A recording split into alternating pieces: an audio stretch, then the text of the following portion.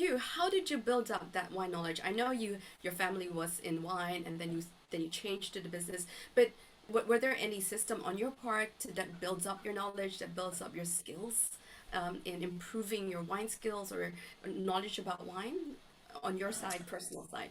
It's sometimes a bit unfair to most people because I studied winemaking, and so I've had all that background. As most bachelor's degrees, you get out thinking, I have no idea what I'm doing. I don't know anything about this. How do I learn more? And so, in our case, practical.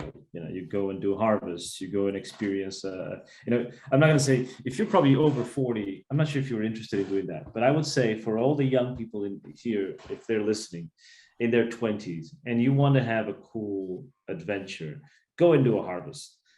Contact a winery in Europe or in the New World, Chile, Argentina, Australia, New Zealand, US, whatever, and say, look, I'd love to try it.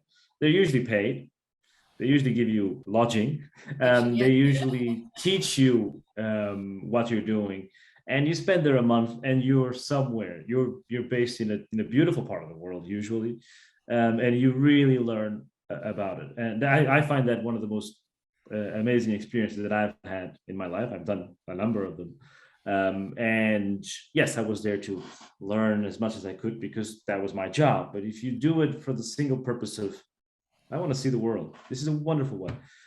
Apart from that, in your everyday life, buy wine, drink wine, share wine. There's nothing better really than buying a bottle of wine that you are curious about and asking a couple of friends to join and go like, look, I have no idea what this is. Let's share it. It's a social. It's the best way to learn one.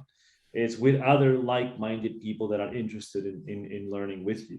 So find those friends and nurture that, and they'll build it from there. Then sooner or later you're going to be doing. All right, next week we're going to be doing Burgundy. Next week we're going to be doing Italy. Let's try ports next week. Let's try champagnes. There's a lot to do, and it's exciting once you start learning. I think you just want to learn more and more. Are you studying at the moment?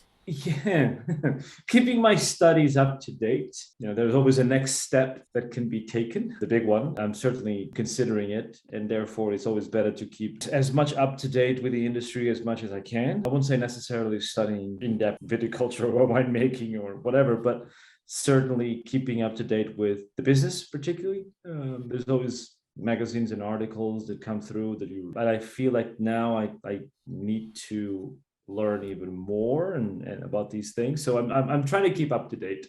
I probably wouldn't say it's studying at this stage, but certainly keeping up to date with the situation with wine globally.